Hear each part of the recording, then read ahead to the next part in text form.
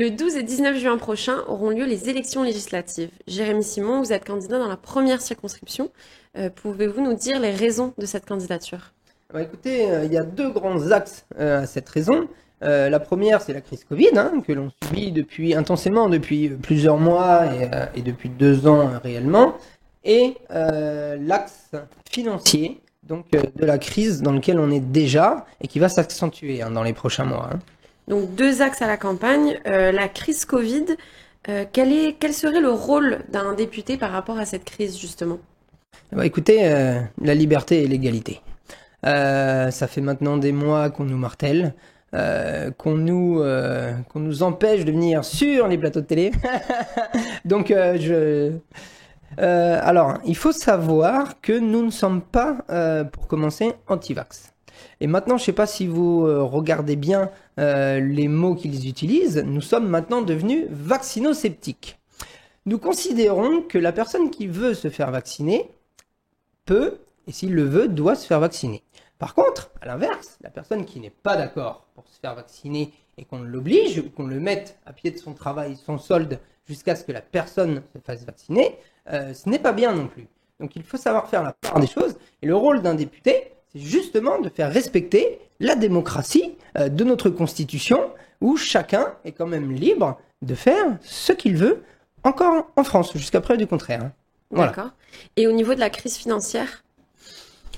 C'est un gros sujet du moment, mais on sait très bien qu'on va vers une grosse réforme fiscale qui est prévue en Nouvelle-Calédonie ces 3 prochaines années, qu'il va falloir trouver énormément d'argent. Mais moi, ce que je reproche surtout, c'est que nos politiciens d'ici en Nouvelle-Calédonie sont d'accord avec Macron en France et qui s'évertue à casser toujours et encore plus le public.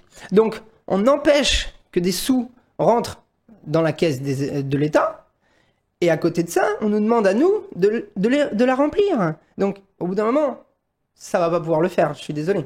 Donc vous vous placez contre la privatisation des services publics, c'est bien ça? Évidemment, quand on voit qu'on vend la Française des Jeux qui rapporte, ou quand on vend les fleurons de l'industrie, ou quand on vend les autoroutes, les barrages, les aéroports, parce que la liste est longue, au bout d'un moment, il y a moins de sous qui rentrent dans les caisses de l'État, et pourtant, il faut bien continuer à assurer leur train de vie.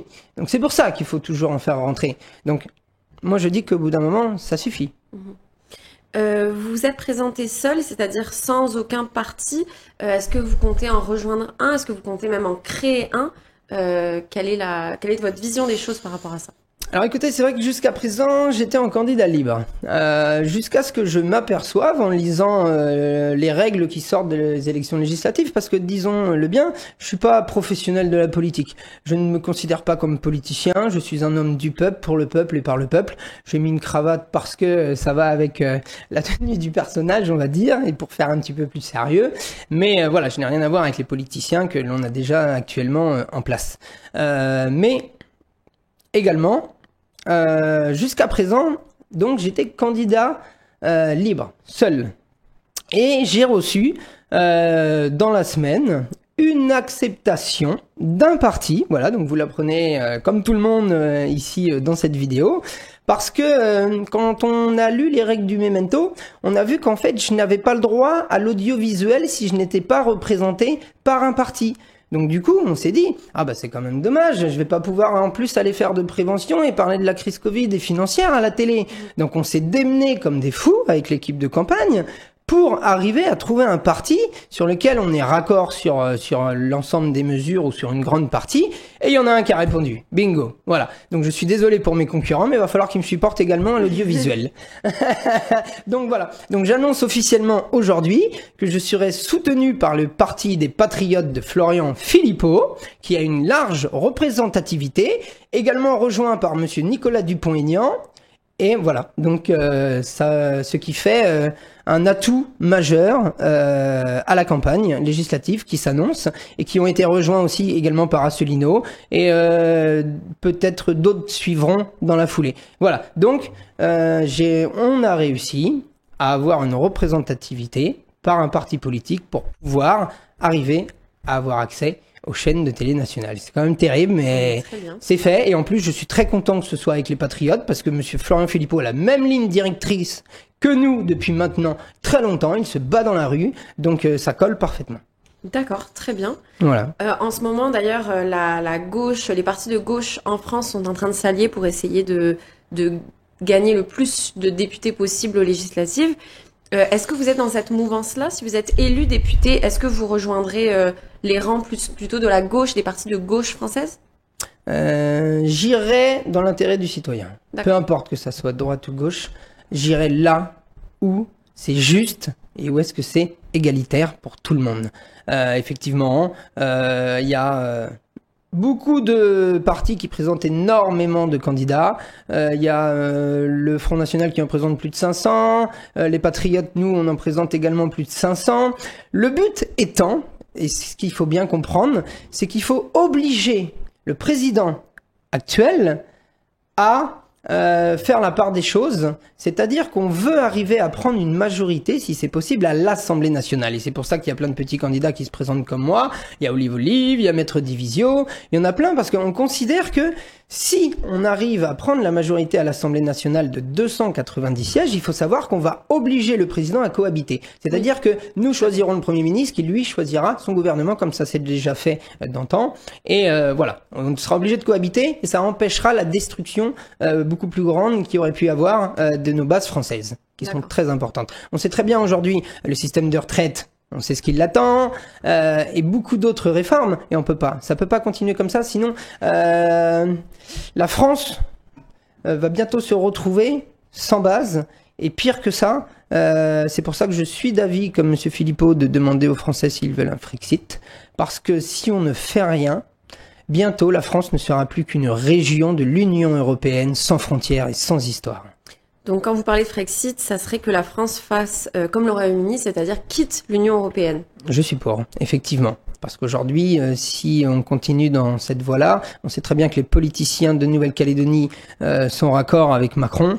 Donc ce qui attend prochainement dans les années la Calédonie, à la fin des accords, c'est pour ça que j'ai très envie de prendre part aux discussions sur l'avenir institutionnel de la Nouvelle-Calédonie. Parce que je veux rendre également des rapports aux citoyens, qui le seront un peu moins, j'en suis sûr, si jamais on n'a pas accès aux discussions.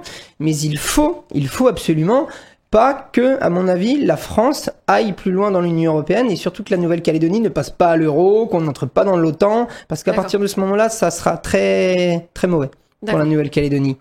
Parce que si le pouvoir exécutif qui est en place en France, se met vraiment également en Nouvelle-Calédonie, ça va encore accentuer encore plus ce qui est en train de se passer, je vous le garantis. Donc la crise Covid et la crise financière, les conséquences qu'on en a du moins. Oh, dans tous les cas, ça va s'accentuer, on le sait. Il y a 90 milliards à trouver sur 3 ans, donc en financier... Moi, je pars du principe que si on faisait un petit peu moins de polissage quand on va voir Matignon à Paris, on pourrait obtenir plus de choses. Alors après, on va entendre les autres politiciens dire « C'est un scandale, la France, ça donne déjà assez ». Non, il y a aller discuter durement et fermement, et il y a aller faire des courbettes. Vous m'excusez pour l'expression, mais voilà, il y a un moment où faut savoir recadrer les choses, et je pense que je serai plus à même que certains de justement faire la part des choses, parce que comme je le disais tout à l'heure, on vide les caisses et on nous demande à nous de les remplir. Je trouve que ça va à un moment, mais il faut arrêter. Est-ce que pour vous, c'est le début d'une carrière politique ? Alors, écoutez, carrière politique, je sais pas. Carrière d'homme du peuple, pour le peuple, par le peuple, je serais plus d'avis de l'énoncer comme ça. Parce que à partir de maintenant, et j'ai demandé au parti des Patriotes avec monsieur Florent Philippot, si je pouvais également, après les législatives, développer la branche des Patriotes ici en Nouvelle-Calédonie, parce qu'on va en avoir besoin. La crise Covid va revenir très probablement. On sait que l'Union européenne a recommandé pour 4 milliards de doses. On sait qu'ils veulent nous imposer un pass vaccinal qui sera relié à la vaccination, hein. Et alors je vais vous donner une nouvelle que peu de gens savent. Ici en Calédonie, ils ont déjà commencé à modifier le code de la santé pour pouvoir mettre à pied certaines personnes de différents corps de métier. C'est très grave ce qui va se passer, je vous garantis qu'on a raison. C'est pour ça que j'ose me présenter à cette élection, pour faire dans un premier temps de la prévention, expliquer aux gens ce qui va se passer pour leur montrer qu'on a bien raison et qu'on n'a pas tort. Et dans un deuxième temps, la crise financière qui vient. Mais en tout cas, voilà, ce qui nous attend n'est pas bon. Et je vais tout faire pour représenter au mieux les Calédoniens, si jamais ils votent pour moi et qu'ils m'élisent député. Je serai juste et impartial, parce que je considère aujourd'hui qu'en tant que jeune nouveau politicien, comme j'aime à le dire, on a envie également de remettre plus d'impartialité et plus d'égalité dans les institutions, aussi bien françaises que calédoniennes. Parce qu'aujourd'hui, on voit bien que on a milité pendant des mois dans la rue. Et on a un peu l'impression que on est en dictature. Excusez-moi, mais le mot démocratie aujourd'hui en France ne veut plus dire grand-chose. D'accord. En conclusion, qu'est-ce que vous auriez envie de dire aux gens qui vont aller se déplacer pour voter aux prochaines élections législatives? Bah écoutez, j'ai envie de leur dire que je ne les trahirai pas. Beaucoup m'ont demandé, ah mais oui, mais si t'es élu, est-ce que tu vas retourner ta veste? C'est le grand sujet du moment. Non, je vous promets, j'étais là depuis le début et je serai encore là. Oui. Non, ils pourront avoir confiance en moi et je serai juste et impartial dans les décisions que je prendrai. C'est-à-dire que on dit pas que tout ce que présentent certaines personnes sont mauvaises. C'est pas ça. C'est que si jamais l'idée, parce que le rôle d'un député, c'est d'aller à l'Assemblée nationale siéger et de proposer des lois et de voter des lois. Donc, si ce qui est proposé est bon pour les citoyens et juste, eh ben je voterai pour, même si c'est l'opposition qui veut le mettre en place. C'est un bon projet pour le pays, donc je vais voter oui. Si à l'inverse, c'est pas tout à fait ce que l'on attendrait, on va proposer des solutions, on va pas dire non tout de suite. Et ensuite, si jamais il n'y a pas eu de solution, effectivement, je voterai contre, si jamais ça va à l'encontre de la Constitution française, si ça va à l'encontre des droits des citoyens. Voilà, donc ils pourront compter sur moi et je vous le garantis, je vous lâcherai pas. Excellent, ouais. Jérémy Simon, merci beaucoup. Et pas de rien.